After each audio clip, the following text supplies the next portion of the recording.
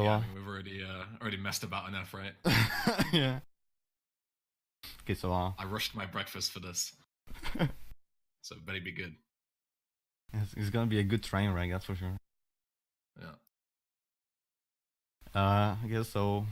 Anyone like the personal timer, so I'm just gonna do a countdown. So 3, 2, 1, go. Okay, so this is Vice City, no SSU. And the first thing you can notice is that the game is in Japanese, and that's because it's a different script compared to the international version, which allows for a bunch of different glitches that are faster in this category. Wow, an actual correct explanation, Hoxie. That is honestly, not something I hear very often. A lot of people say that like, oh, the glitches that we're gonna do are only possible in the Japanese version, stuff like that, and it triggers me a lot. But yes, that is correct. They censored a bunch of the audio and stuff like that in the game because when the Haitians realized how racist this was towards them, they asked for a re-release. But Rockstar obviously can't pull the already made version from the shelves because you can just download it from wherever, right? Or you already have it on disc. So they just made a new version with all the new scripts for the releases that they planned on doing in later years. And specifically the Japanese version is one of the better ones because Rockstar didn't anticipate that there is a lot of bugs when you release a new script. So thankfully on the Japanese version, they went ahead and released a set of new fonts specifically for Japanese characters because of the alphabet it uses. So that allows you to do a lot of things that you would usually do in the international version without crashing the game. Like in the Polish version, for example, or the Australian version, which also have the new script where you can play in English, you just go ahead and enter the ammunition and the game immediately crashes. So yeah, Rockstar for you. Yeah, I could have noticed that I was leaning up on the scooter. That's because it just speeds me up. And you also could have noticed that he started a rampage and a mission at the same time. And if you've played this game casually, you may think, that is impossible, you are not supposed to be able to do that, but you can. So there's a variable in this game called the on mission flag, and essentially it can be 0 or 1, or on and off, as a switch as I like to describe it, because it's a bit easier to understand. And essentially what he did was he used paramedic, which can flip the on mission variable. Then he started paramedic and the rampage at the same time, that he made a replay over when he death warped, if you saw it right at the start. You can pick up rampages or any other pickups in replays in this game, so you can remotely pick them up. So yeah, he starts paramedic and the rampage at the same time. That then allows him to have what we call an on mission 0 rampage, whereas he'd usually be on the rampage, on a mission. And then because he was on mission 0, which means he's in free run mode, he's able to start the mission while the rampage is running. That may not seem useful, he isn't saving any time right now. In fact, it's losing him time. But it's one big setup in order to duplicate a mission later. So he'll start Jury Fury, which is the 3rd mission in the game, technically the 4th, if you want to include the cutscene at the start. That's technically a mission. So he will start the 3rd mission in the game. I'm going to call it the 3rd. And then the timer will run out for the rampage, and then he will go ahead and start it again. And that will basically be a really easy way to complete the 3rd mission later on.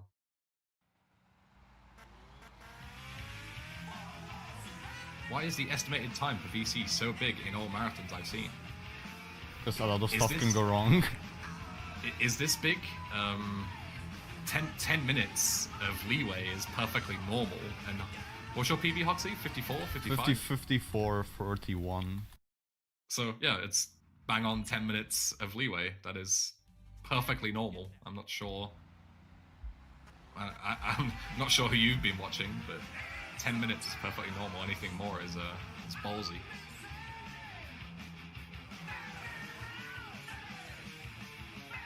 Yeah, so the 2nd mission in the game, Back Alley Brawl, you have to go and deal with a chef. And you go and kill him and get his phone. But first, Hoxie picks up a shotgun, because shotguns are actually really broken in the early game. Before you get access to assault rifles and stuff, the shotgun is probably the best weapon. You can destroy entire vehicles in 5 hits, and it will be very useful later to because the mission after Jury Fury which is the one we mentioned before that we'll be duplicating, you have to destroy a bunch of vehicles, and you can just decimate them with the shotgun. So if you saw, he started the rampage again there, because he's on Mission 0 Back Alley Brawl. Essentially, just remember that if you're confused about the on Mission 0 stuff, and just remember that it's like free roam mode versus mission mode. So the rampage timer ran out, which set the on mission flag to 0, and then that means that he is in free roam mode while Back Alley Brawl is still running.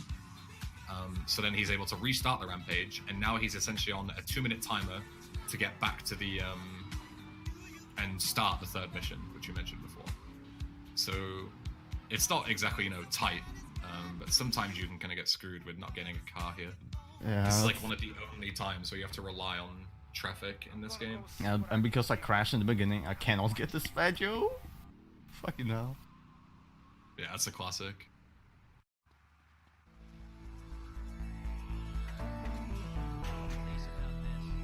This is fine though, you started late so you got plenty of time. Yeah. Better safe than sorry. Yeah, exactly. So the ideal reference for this is you want to be taking a phone call, which is like something in this game that you need to take in order to progress missions, with about 22 seconds left on the timer, so he's pretty much bang on time. Got a couple of seconds of leeway.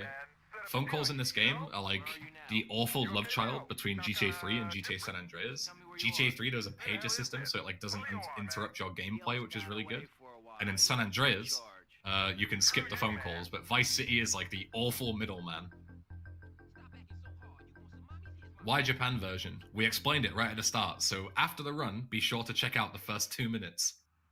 So yeah, he walks into Jury Fury, and then the rampage timer runs out, which means he's now starting a second instance. And in this mission, you have to destroy 2 sets of Jura's cars. And because we basically duplicated the mission, we spawned 2 sets of cars on top of each other. They will then flip and damage themselves. So that's mission passed instantly. So that's what that whole setup was for. So it may seem like a really long setup, but obviously you pretty much skip an entire mission, so it's worth it.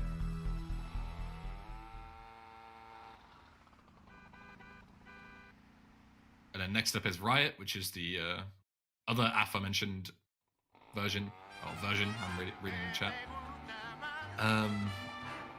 Yeah, the other aforementioned mission where you just need to go. It's a really quick mission. You just have to go and destroy some vans. Usually you'd have to go and get like a Riot or what is it, like a spandex? Not spandex. What's the name of the company? I don't remember. I don't remember my lore in this game. But yeah, you have to go and get like a uniform and deal with it. But you can just destroy them through the gate. And then another death warp, because the next set of missions start without the or start with Cortez. And the quickest way to get to Cortez is to just respawn at the hospital. And then take another phone call to unlock his missions. Another thing you've seen Hoxie do a couple of times is like seemingly move his camera away from where he's looking, and that may look like he's an absolute maniac who is deliberately looking away for some reason, even though he should be having his eyes on the road. But it actually has the opposite effect, because in this game, traffic doesn't spawn when you're not looking. So if you just look away or look behind you or look to the side, then traffic won't spawn in front of you as long as you're going a certain speed.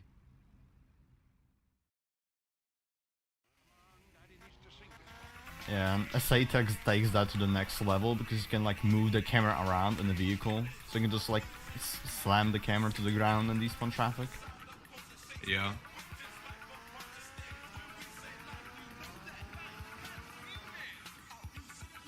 So Treacherous Swine, these next set of missions, you're basically just doing favors for Cortez, and in return he's going to help you find out who busted your drug deal, which is like kind of the lore of this game. The first half is you're basically figuring out who did it. But Hoxie makes a quick little pick stop, and he makes a replay in like a seemingly random location. But what he's actually doing is making a replay over a gun that is going to spawn in 2 missions from now. And essentially, like, when you pick up that mission in the game, it triggers a cutscene. So if you pick it up in the replay, as soon as you start the mission, then you can pick it up remotely, and the cutscene will play. and then the cutscene moves Tommy to a certain location, so it'll basically teleport you right there. So it skips like an entire drive later. Aside from that, you just kill Gonzalez, who's a rat. And then there's usually a tutorial here where you have to go in pay and spray, which is essentially like how you remove your wanted level to stop the police coming after you. But as you saw there, he picked up a cop bribe, which is also another way of removing your wanted level without having to like go to the other side of the map. So instead, he just picks up the 1-level the cop bribe. He now has a 1-star wanted level, which will eventually run out on its own as long as he doesn't commit any crimes. So in the meantime, you just head straight back to Cortez and it'll just expire on its own. There you go.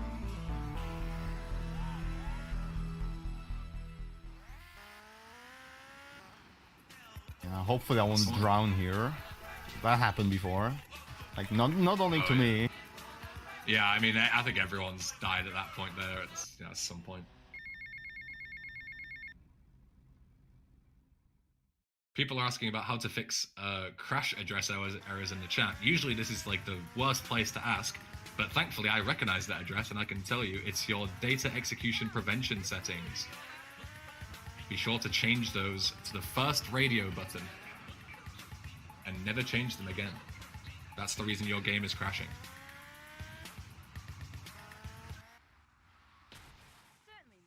So next mission is a mall shootout. There's actually Strife up here, the one French guy in the game.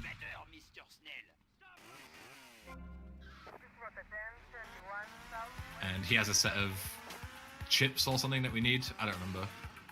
I should really like do another cutscene percent run or something because I don't remember. It's like chips or something, and the police, like the French SWAT guys, like ambush us.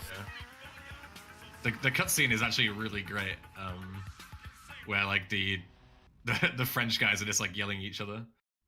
It's fantastic.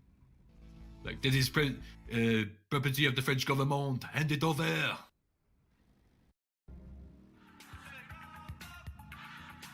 So there's the replay of the Kruger, and it immediately teleports him to the garage. Save him driving all the way there. And then you don't actually pick up the gun, you have to like go and get it again manually, but still faster,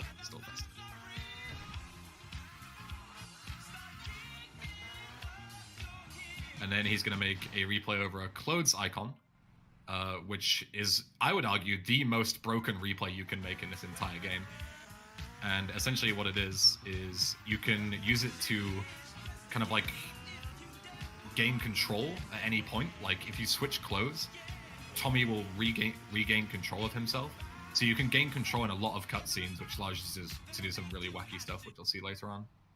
Yeah, even this mission.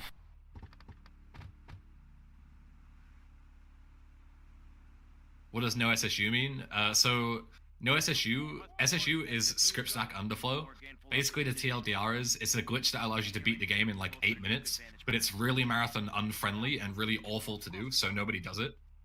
So the main category that people run is any percent without that glitch, and it takes about like 50 minutes to an hour usually.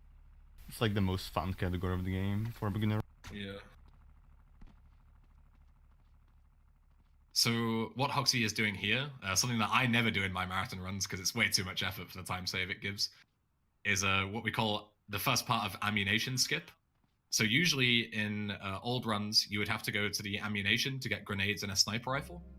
But a guy called Bonazzoli actually accidentally found that, because before, you could never go and grab, even though this is like an auto-scroller, you could never go and grab weapons and stuff in the meantime, because if you went too far away, you would abandon the deal and you would fail the mission.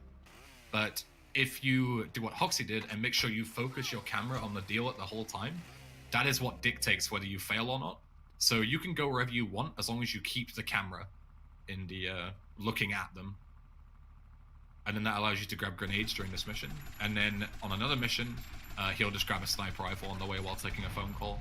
And that allows you to skip going to the ammunition later on. It only saves like 8 seconds, I think, maybe 10. And it's a lot of effort, so I do it in like actual attempts, but in marathon runs, I'm way too lazy. But Hoxie's a tryhard, so... What he's going to do now, as you saw there, was as he shot the last guy, he played a close replay, which means he now has control in this cutscene. So usually you would have to chase this guy on a bike, but you can just shoot him in the cutscene, immediately grab the briefcase, and then just head straight back to Diaz. And then use another close replay, which allows you to once again gain control. I was staying quiet there in case he used an audio cue, because I know I use an audio cue to. Yeah, I do. Yeah. So not only does that allow you to get on the bike and kind of drive away, but the dialogue actually, like the interaction between you and Diaz, actually occurs faster if you're far away. So if you drive away quickly, you can actually skip more lines. Impossible trick coming up. Oh, Hoxie's a god. Did you see in my Dearest the other day when I failed that like 3 times, Hoxie? Yeah, I think I did. I'm gonna need to do like, you know, sub CTC practice for TwitchCon. I'm just gonna have to do nothing but gate zip practice. Yeah, so essentially what happened there is when you kind of clip out of bounds in this game, the game has like certain safe areas to put you in. So he exited the bike and kind of pushed himself into the wall, and the game kind of, you know, is like, oh god, Tommy shouldn't be there. So it puts you in like the nearest safe area, and the nearest safe area is actually on the other side of the fence. So usually you would have to take a phone call from Diaz that would unlock the gate for you, but you can clip through and then take the call on the way to save you having to wait for the gate to open. So this is an impossible drive. Yeah, this is probably one of like the toughest drives in the game, unironically. There isn't that many like difficult drives, purely because later on, when we get to like past like the first half an hour, we'll do a glitch that allows us to remove all traffic, which is like a godsend. But yeah, so the first like 30 minutes or so, you don't have that luxury, unfortunately. But this mission is going to be more close replay abuse. Usually you would have to like chase a guy on like a Faggio while he's shooting at you, and he takes like a really long-winded way around.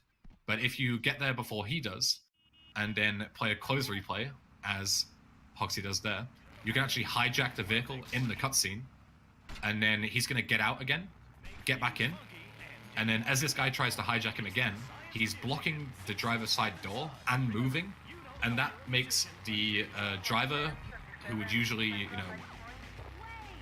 usually take the car back away from you, it actually causes him to get in the passenger seat, which means that you can just drive him straight to his destination.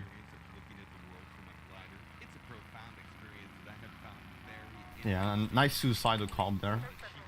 Yeah, very good. It's a classic in this game where the police can sometimes like throw themselves into the road in front of you, and then then you get 2 stars. Yeah. So this is another example of clipping out of bounds. Usually you would drown if you just drive into the water like this. This specific mission vehicle that we stole has a very specific property that makes it really heavy. So heavy, in fact, that it actually goes right through like the detection of you're in the water. So you can just drive straight through, clip out of bounds, and then the game goes, oh god, Tommy shouldn't be here, like with the gate zip. So it puts you in the nearest safe location, which is on the other side of the bridge. So we're now on the other island where we can access like helicopters and stuff, and we're not supposed to be here. And having a helicopter is very good because it allows you to... A lot of these missions involve flying around like one island to the other, because you, in a couple of missions time, will actually unlock the other island. So it wants you to go like back and forth as kind of like an introduction to kind of driving around the new island. But we're not going to do that because flying over the ocean is much faster than driving all the way around. So, do you grab the sniper now? Yeah. Or do you do it? Yeah, okay. Some people do it in different places. I do it now. So once he... That's why I thought I'd ask. Once he parks at the back of the mansion, he's going to park in a very specific place. We'll get into that later. But just know that landing here is way harder than it looks, because those hitboxes for those little pillars on the pools are huge. They are colossal. They extend all the way up. Yeah, so while he's taking his phone call, there isn't really a whole lot to do. So he grabs a sniper rifle in the hedge maze, and then he now has both the weapons for the ammunition skip. That was the second half there. And then another classic example of close replays being disgustingly broken in this game is in this mission, you are given an M60, and basically you kind of have like a payoff, right? The M60 kills people in one hit, but it fires quite slow. It has a very low rate of fire compared to other assault rifles. But as you saw there, and you're seeing now, he is now shooting at 1 bullet per frame. If you play a close replay, when you're in like this turret mode, and then right-click to get out of first person, he's now shooting 1 M60 bullet per frame. So he is doing a disgusting amount of damage, and you can just annihilate all the people on the rooftops that he needs to shoot again now. Not only that, but when you're in turret mode, the camera is dictated based on like what the game wants you to do rather than what you want to do. So controlling the camera is really terrible. But as you can see, Hoxie can do whatever he wants. Like he can move the camera wherever he wants. So there's like 2 main benefits to this. It's not only faster, but it's also way easier. He's also smart there and shoots the barrels. To all VC runners, remember to shoot those barrels, because it is actually possible to get wall banged at the end of the mission, and they can blow up the barrels through the wall and kill you. I had that happen once, so I was like, yeah, I didn't know what was going on. Yeah, I think everyone learns that one the hard way. So yeah, this is essentially another auto-scroller. It's only as fast as you can make it, because Lance kind of rocks back and forth to give you opportunity to kill all the people. But as long as you like shoot and kill them all in the first rotation, which you should do because you're firing at 1 bullet per frame, then you can't speed it up. Like you have to wait for Lance to continue. So now he's going to try his best to kill these guys before the cutscene starts, and if they're all dead, it will delay Lance's dialogue, and then you can shoot Lance, which doesn't fail the mission because the game would never expect you to be able to shoot him, and then that allows the helicopter to drop way faster than it usually would when he's dropping you off. And then you can just run through these guys, grab the briefcase, and there you go. Mission passed. Lance is back from the dead. Yeah, he's forgiven you after taking an M60 to the face, a light machine gun bullet to the face. He's perfectly fine again. It's that good of a lad. So now we've actually unlocked the other island, and as I said before, the game will now basically kind of force you to drive around to different places. And the first place it wants you to go to is the docks to steal a boat for Diaz. Usually you would have to like go into the dock area, pull a lever, and have to fight through all these guys. But there's no actual entering animation for entering a boat. If you're in a certain radius and you press F, which is like the enter vehicle button, you'll just warp right into it. So what you can do is you can just line up next to the fence, which you'll see Hoxie do here in a second, and you can just teleport right to the boat. And because the game's like, oh, he's in the boat, it just drops it for you. So you can just skip that entire section. So there you go, nice and easy. Makes the mission almost painless. Yeah. It also gives you 3 stars, but then like it's very rare that you have to deal with like police. Yeah, I say that as Hoxie gets smacked by the classic gets actually smacked by one. But yeah, it's pretty rare that that happens.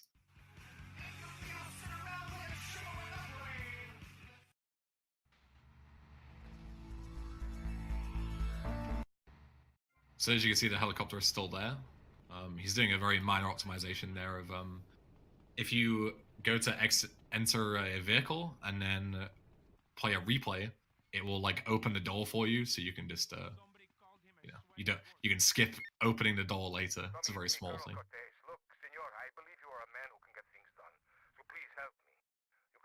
Another minor optimization by playing the close replay 3 times there. It's like speeds up the fade. Yeah. He's gonna do his best to keep that helicopter in the game's memory. Tommy can only have 2 personal vehicles. So say, we'll call them A and B. If you enter A and B and they're your 2 personal vehicles, and then you enter C, A will despawn, or it'll be marked for despawn. So when you go like away from it, the game will take it away from its, will take it out of the memory. So, but there are exceptions to this. Mission vehicles will be marked for despawn anyway, regardless of when you complete a mission. It will mark all the mission vehicles which you used inside missions for cleanup. So the only other vehicle that we can use is an Infernus later on.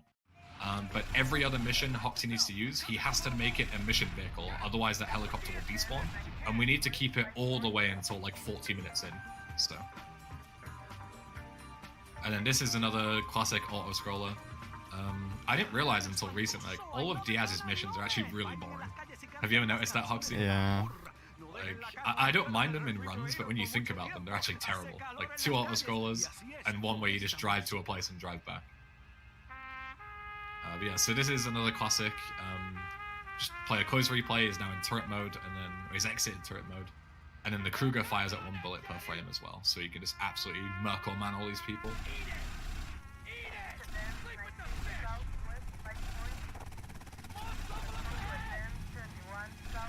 Why is Hoxie playing and not Eben? What kind of a question is that? I didn't submit. And yeah, Hoxie has a better time than me, I think. Yeah, so but why like, would I be playing?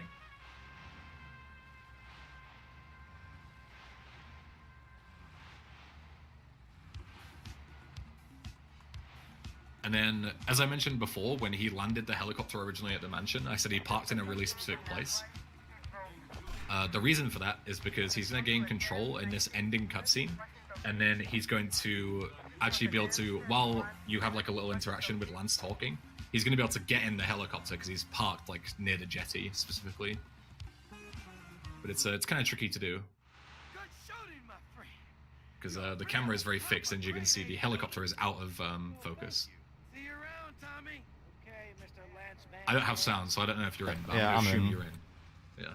You can tell, like, when you can hear, like, Tommy getting in the helicopter. So, yeah. So, as you can see now, he's just, like, straight up. He's able to fly straight away. And if he's quick enough, he can actually skip the phone call coming in, which is another kind of minor optimization. Phone calls come in 20 seconds after mission passed. God damn it. Oh, that is unlucky. That is like a few frames off. That's the biggest tilter. Yeah, so phone calls come in 20 seconds after mission passed, so you basically like are on like a timer there.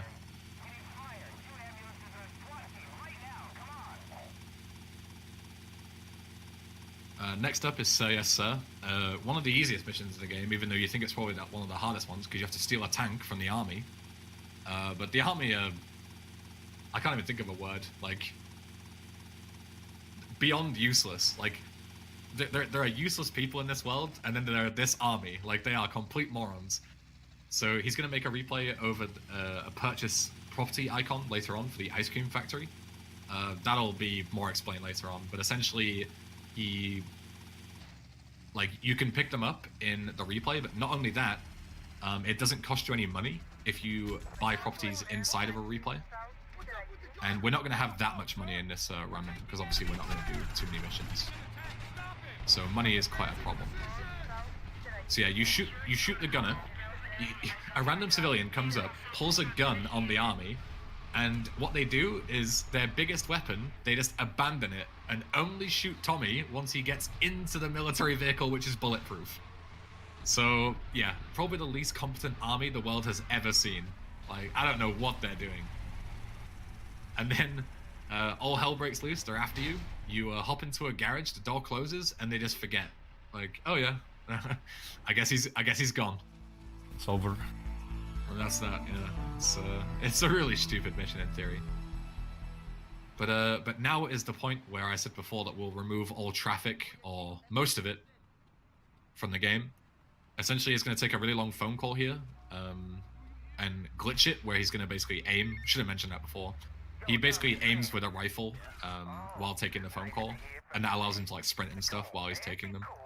And then, as you can see there, he's shooting cars, and then once that is 5. Wow, that is like god tier. Yeah, I hope it doesn't screw me over later in the end game. Yeah, I mean, there's a pretty good big gap in the middle. As long as you remember that it's there, you'll be fine. Yeah. Speak to you later. Oh, Smooth Operative. Oh boy. With a raid. I think she's running this marathon, right? Yeah, he's doing Tomb Raider Legend. Thank you, Smooth Operative. Good luck with your run if I don't catch it. Love your stream. But yeah, so when you shoot cars in this game, the people will get scared and get out. And then when you play a replay, you can actually interrupt their animation of leaving And because they never left the car, they're like stuck in memory. So this game is from 2002. You can only handle so many cars in memory. So as you can see now, Hoxie is like... Hoxie, what are you doing, mate? What was that? Hold on. We've got to stop for a second. Instead of just taking that phone call, Hoxie was like, wasting time to try and glitch it. I don't know why I did that. You're not going to be able to glitch any traffic. You got 5 cars on the road, dude. What is that? GDQ staff. GDQ staff, yeah. But yeah, so because he has 5 cars glitched, the game will think like, oh, there's already 5 cars on the road plus a load of other stuff, so we can't spawn anymore because the game's memory is like too ancient for that, essentially. So now we're gonna play basically the rest of the game with no traffic on the road, which is nice because traffic is somewhat random. Sometimes you can get kind of screwed over by it, so it's really nice to get rid of all the traffic. And then this mission is usually quite a tough one casually. You have to fight through a scrapyard and then go and rescue Lance because he's been captured and tortured or whatever. But we can just fly in with the helicopter, which we've kept. Re-entering it, that's smart, honestly. Unnecessary, I think, but smart nonetheless. And then yeah, you just need to kill... technically, you only need to kill this one guy at the end. But it obviously makes sense to kill kind of the guys, unless you're playing super YOLO, that you can go ahead and kill these 4, because these are like the guys with the big weapons that'll shoot you a lot. So now we need to babysit Lance back to the helicopter. It's actually more consistent than it seems, because if you hold your sprint key, Lance will sprint after you. What a lot of runners do is they tap sprint because it gives you more stamina, but there's no point in doing that here. It's much more important to make sure that Lance is with you, because if he dies, you know, mission failed. So it's very important to babysit him as much as you can. Yeah, I know you have more than enough stamina for the whole run. Like, yeah, exactly. Tommy's like Usain Bolt, dude. Like, you don't need to worry too much about stamina unless you're running for like a really long period of time. But yeah, so now you're just flying back to the hospital. And it's time to take revenge on Diaz. If you haven't been keeping up with the lore of this game, which I don't blame you, because we're skipping all of it, pretty much. So much to a point where I actually forgot most of it at one point, because, you know, when you speedrun it, you kind of forget what's going on. Cortez finds out, and you and Lance find out as well, like, separately, that Ricardo Diaz, who was the man that you were doing missions before, is actually the guy who organized the hit on your deal right at the start of the game. So we're going to go and kill him and take over his property. And then the second half of the game is basically building an empire. It's like the non-linear section. But the non-linear section is much more interesting than the linear one, in my opinion. So, rub out, which is the mission where you kill Diaz, usually you would have to like go around the back of the mansion, because the front is locked. And you have to like fight through a bunch of dudes. But there's actually a clip you can do to just run right through the front door. It's kind of... It's not inconsistent, like it's pretty consistent, but it's kind of tricky to do. There's no real reference for it, it's all like based off like gut feeling. So yeah, so we'll kind of, you know, see how that one goes. He's also sliding here, which is like a kind of animation weird thing that you can do in this game. It's a very small optimization. It just means that he'll be sliding instead of like walking in this fade, and then he can go back to sprinting. Saves a bit of time. But yeah, so he's just gonna run past these guys, and then smart to shoot these guys. You don't have to, but obviously it's smart. And then that is a big clip right there. And as you can see, Diaz is just chilling because you haven't hit the trigger of his AI starting. So you just go through, chainsaw him through the wall, and then just go and hit the trigger, and that's mission done. Nice and easy. This is actually a good pace, dude. Yeah. This is like... This is sub-me pace right now, dude. Unbelievable. Is that a glitch? Absolutely. Yes, it is. We have never had a glitchless category in Vice City for this reason. The game is way too broken. So next up, Shakedown. You've got a 5-minute timer, and you've got to go ahead and destroy all the windows in the mall. As you can see, we have 830 Uzi rounds, so not a problem. We can just go and absolutely destroy these windows. This is where you would usually go to the ammunition skip, or go to the ammunition. But because Hoxie is doing ammunition skip, we'll just, this is where he gains like 8 seconds in this mission. Huge time save. So we'll take the helicopter, and then we'll actually leave it here. This is the last time we'll kind of leave it, because we wanted to leave it all the way until Copland. So every single window in this game, you can't destroy them with the first bullet, and then every single bullet after that has either a 20 or 25% chance to break it. So this is kind of random, it's kind of luck-based, but when you're firing as fast as we are, you know, it's like the chance of you losing a lot of time on this is very low. So he's going to use the grenades and line up here, and he's going to destroy them just by throwing a grenade at them. Yeah, I missed the second one, I picked. Oh, nice, dude. Yeah, I would play safe and just go and destroy the ones with the gun. Yeah, smart. He's hitting the tree, though. No longer sub-even pace. Feels good, man. Yeah, those windows where you throw the grenades, it's always a classic, where it's like, they're really easy, and you never, like, it's so easy, in fact, that you don't really need a reference to do it, but sometimes you can just goof it anyway. It happens to the best of us. So this Infernus, you may seem like, why on earth are we getting into this? And what we're going to do is, what I said before, is buy Cherry Poppers, which is the ice cream factory, which we made a replay over. Inside the replay, it costs us absolutely no money, and it means that we can also teleport the car out of the mall.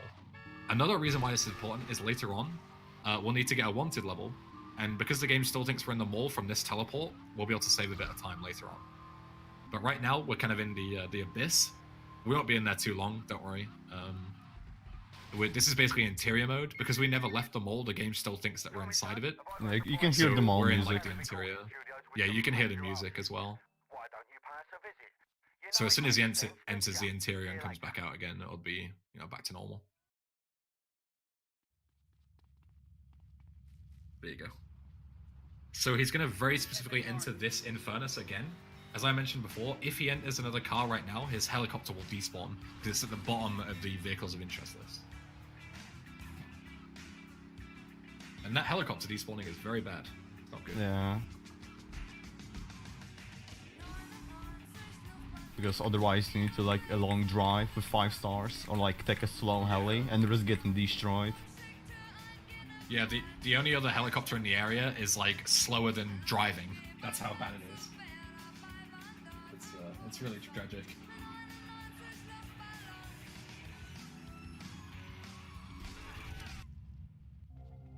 So this mission, you just have to go and basically destroy a company that does protection, because you want to be paying the protection money.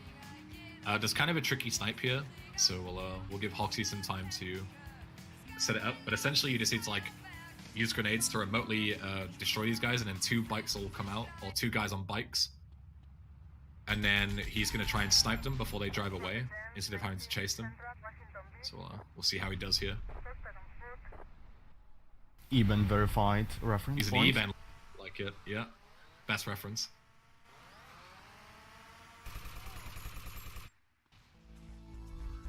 There you go, easy. I can't believe that people still call that the Eben reference, dude, when people were doing that years before I even started playing this game. Like, people have been doing that for so long. Like, I don't know exactly who first started doing it, but it's certainly not my reference. Like, I took it from someone else. Yeah, he made that look really easy. It is quite tricky, honestly. And now, because he's able to destroy those guys without actually entering a vehicle, that's another reason why the heli can stay, because this is going to be the second vehicle. Yeah, because the Infernus despawned and got taken off the interesting vehicles list. Yeah, exactly. When he crashed it into that wall, it was very specifically to make it no longer be in the memory. And then the PCJ essentially replaces it. So he's got the PCJ and the helicopter now. He also made a save icon replay. Save icon replays are going to be used a lot later on. Essentially what he did was he'll be able to teleport to it later, and that's to set up like a warp at the end of the game. As you can see now, he's instantly got 5 stars. Usually in this mission you would have to get a wanted level to attract the police. But because we never left the mall, if you enter the mall without a cop uniform in this mission, then you are instantly given 5 stars. So as soon as we start the mission, the game's like, oh, he's in the mall without a cop uniform, instant 5 stars.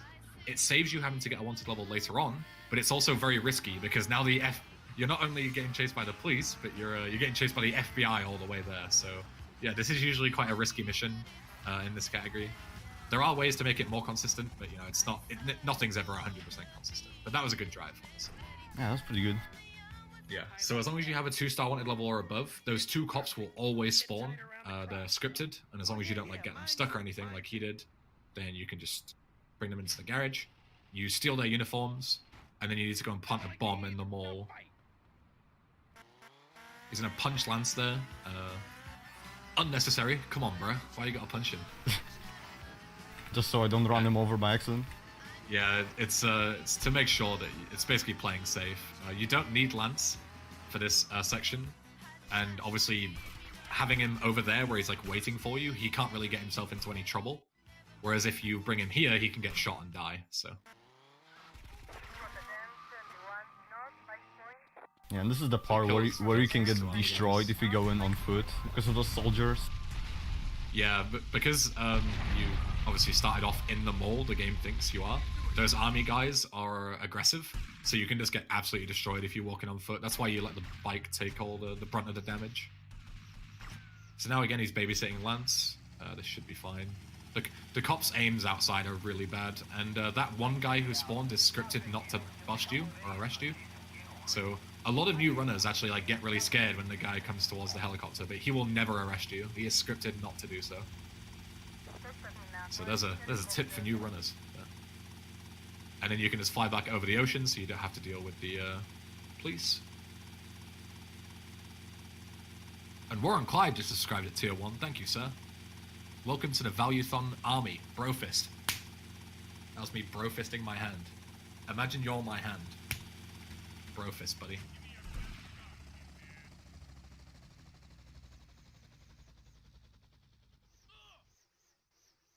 That was actually a pretty decent couple hands. This is a decent time. This 42 comp. This is still sub-me somehow. What's going on? Don't worry, I'll miss CTC snipe. Yeah, the classic. So yeah, this is like the end game now, and essentially this is going to be very glitch heavy. Usually at the end of the game, like once you've completed the 2 main assets which you have to complete, which are the printworks and the City Estate, you get to pick 5 other assets of your choice. You can do whichever ones you want. There are, I think, 9 total in the game, and you can, you know, pick and choose, do whatever missions you want. It's very non-linear.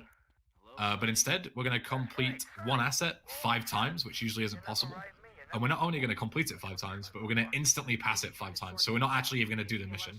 We're just going to do a kind of long-winded setup that will allow us to just chain instantly passing the ice cream mission 5 times, which skips the entire non-linear section of this game. You doing printworks, by? No. I did it at ESA, dude. I'm going to do it at TwitchCon too. I'm going to fail it. I'm going to lose 2 minutes. Yeah, so he needs to do another rampage setup here. So he made a replay over the Katana rampage. He also played that save icon replay, which is the teleport I was talking about earlier. And then he uses a save marker, which is just another way to get on Mission 0, aka the free roam mode. So now he was on the on Mission 0 Katana rampage, which allows him to start spilling the beans and the rampage at the same time. This is essentially going to be another very similar to the Jury Fury instance right at the start of the game.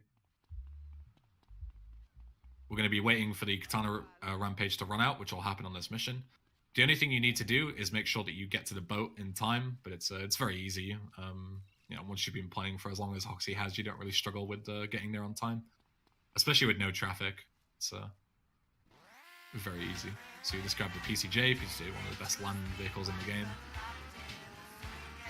and you just need to head to the boat. Usually you would. You can't really be stealthy in this game, but like, you know, the game tries to tell you, like, you know, be careful, don't set off the alarm, but you can just run on through these guys. You have to get pretty unlucky to die here. I mean, this bridge is literally cursed. Wait, was it this bridge or was it the other bridge? Where you can just like hit traffic and fly into the water? I guess it's every bridge, to be honest. Yeah, probably.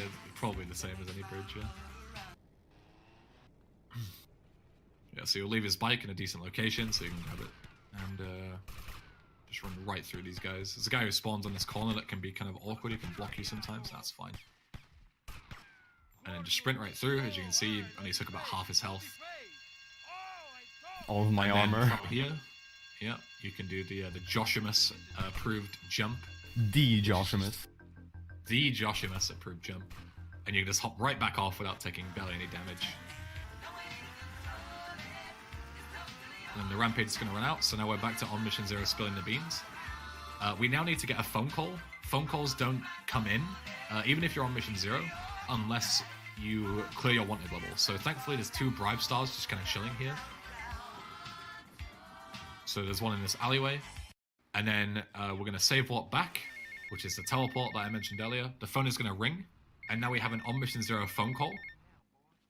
So now, this is going to get complicated, okay? So the phone's going to be ringing, we're going to start hit the courier, and then Hoxie is going to cancel the phone call by getting onto the PCJ, and then he basically has like a 20-second timer to get in and out of the Cherry Poppers van, insta-pass the mission, and then have the phone ring before the fade happens, okay? So I'll kind of do it with you in real time. So he gets in and out, then he's going to get on the bike, teleport back, so he's now on mission 0. The phone rings, he's on mission 1, then immediately the fade happens for completing Cherry Poppers. He's now on mission 0 again, and then the phone call is able to be carried through. And you have to do this 5 times. That is 1 asset completed. So you need 7 assets total. You already have 2 from completing the Printworks and the Vasetti Estate. So you have to do 5 more. So that is 1, and you just need to do this 5 times. He also chainsawed off the door there for extra automatic. I was going to say automization because I read automatic in the chat, but yeah. Optimization is the word I was looking for. So yeah, you chain this 5 times. There are 2 different backups for if he doesn't make it in time, but it's not too much of a big deal.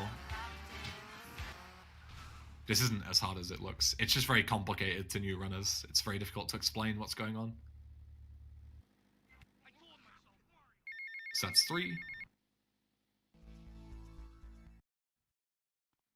There are actually different ways you can set up these instapasses that will skip all the fades, but you have to be very fast, and they're not super consistent either. So what Hoxie's doing is like the fastest consistent way to deal with these instapasses.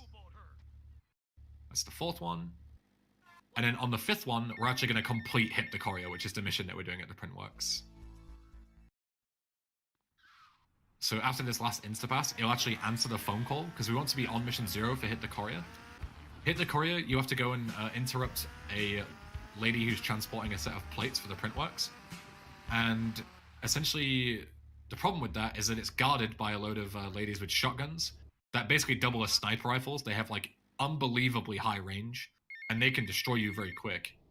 But in this game, thankfully, if you take a phone call when you're on mission 0, then the gangs don't attack you in the game, and those ladies are scripted as gangs.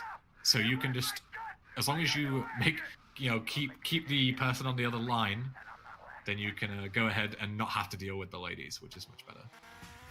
Not only that, but we're also kind of behind on phone calls. So we have to take a certain amount of phone calls in order to unlock the last set of missions. Otherwise, it'll just force you to take them all at the end of the game. So we need to kind of take them while we're waiting for the helicopter to come down. So this, you kind of need to have audio cues, I assume, unless Hoxie counts for some reason, but we'll give him a bit of time to count these dialogue lines.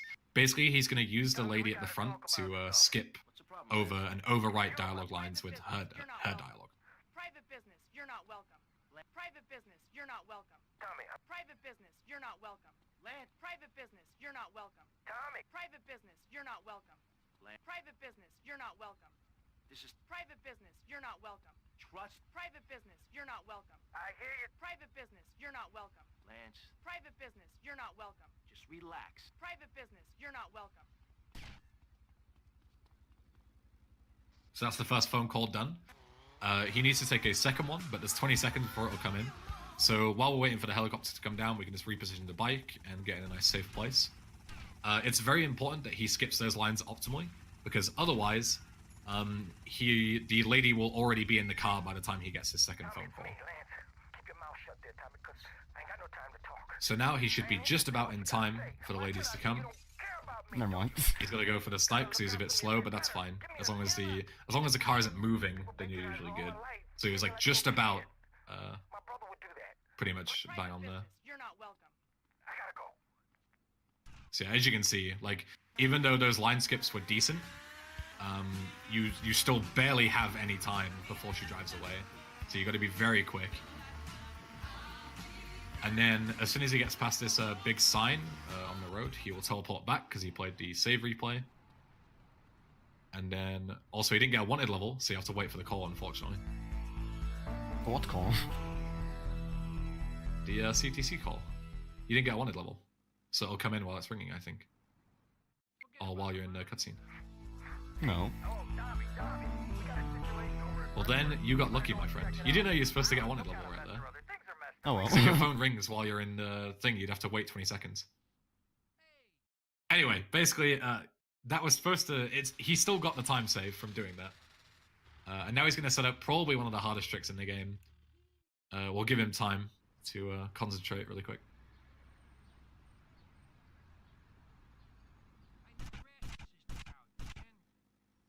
Look decent.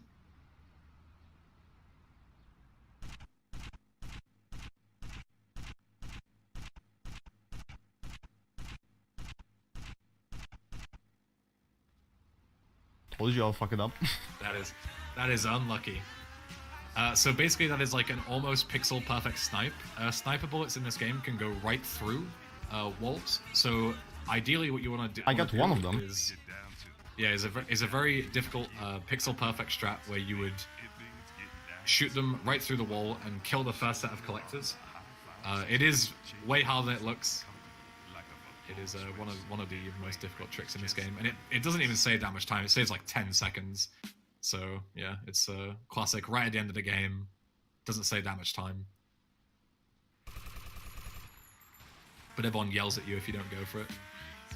And then the last two collectors, you just need to deal with them, snipe them with the M4. Some people argue that these last set of collectors are actually harder than the first ones. Because this is like the last possible thing that you can screw up in a run. As Hoxie is proving, there you go. Epic. Yeah. So you may think that because you're going back down here anyway towards the final mission, it doesn't lose time, but it actually does because we need to take a phone call for this next mission. So yeah, it's a unfortunate choke there, but it happens. Classic as well. Well, falling off there doesn't lose any time because you're going to be waiting for the phone call delayed anyway. So, and then the last kind of trick for the final mission is that save warp that we set up earlier.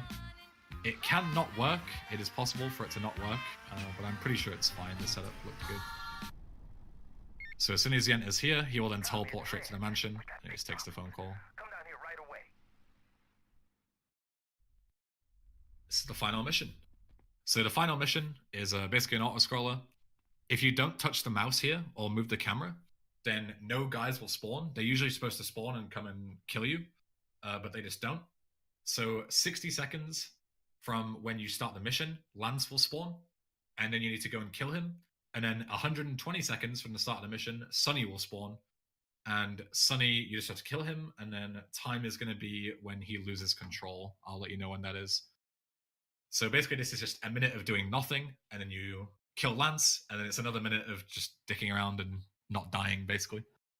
Yeah, dying on this mission is embarrassing. Yeah, that's it's one of the easiest missions, because as you can see, it heals you at the start of the mission. It heals you when Lance spawns, and then it heals you when Sunny spawns as well. Yeah, shout out to Casey Fruit who managed to die on this. Yeah, I've totally never died on this mission. Casey Fruit is so silly. I can't believe he died on this mission. It's not like I died yesterday during no reason. Yeah. So Lance is now spawned. As long as you kill him within the minute period, then you're good to go. Come here, you double-crossing piece of shit! You can either chase him up to the rooftop or like chainsaw him or whatever. It doesn't really matter. Neither's faster. So he's dead. We just need to wait for Sunny to spawn.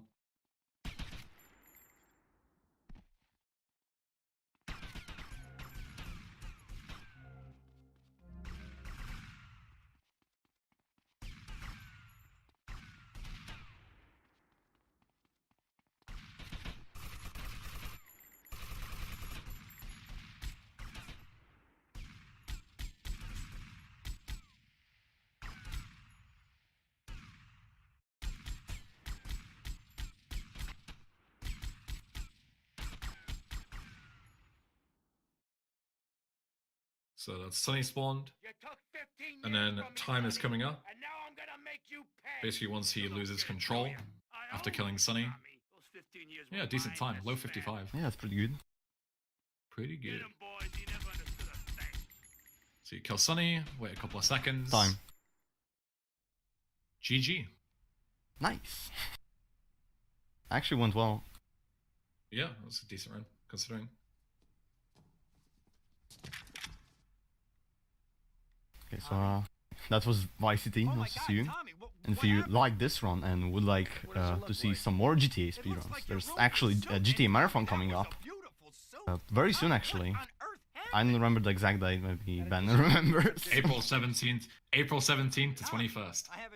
So yeah, if you like GTA runs, check that out. I don't start World War III. You know, maybe You should also check out Hoxie's Twitch channel, because he streams this game all the time. I never liked that guy. Not only this game. He's neurotic, he's insecure, he's self-centered. The guy's an asshole. I'm glad you took him out. What would you say that you mainly play? Because you run like every GTA on the planet at this point. SA, I guess. Would you still say SA is your main game? Yeah. If you're under the age of 15 and love GTA San Andreas, then check out Hoxie's Twitch channel. That we're in charge. I mean, that you're in charge. Oh, Tommy! You know, Ken. Hey, no coming in. Good luck, Hoxie. Thanks, dude. After all, Well. you're a conniving, backstabbing two-bit thief, Well, and I'm a convicted psychotic killer thanks and drug very dealer. much. I'm Alright. gonna mute you guys. Well, Strife, that's not very nice. You're very nice.